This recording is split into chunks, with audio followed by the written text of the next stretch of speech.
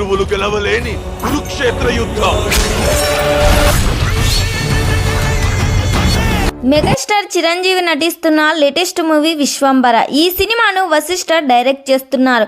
ఈ సినిమాలో హీరోయిన్ గా త్రిష మరియు విజయశాంతి నటిస్తున్నారు. విజయశాంతి క్యారెక్టర్ ఈ సినిమాలో చాలా వైలెంట్ గా ఉండబోతుంది. ఈ సినిమా నుండి రిలీజ్ అయిన పోస్టర్స్ కి ప్రేక్షకుల్లో భారీ హైప్ ని క్రియేట్ చేసింది. ఆల్రెడీ ఈ సినిమా ఒక షెడ్యూల్ కంప్లీట్ అయింది.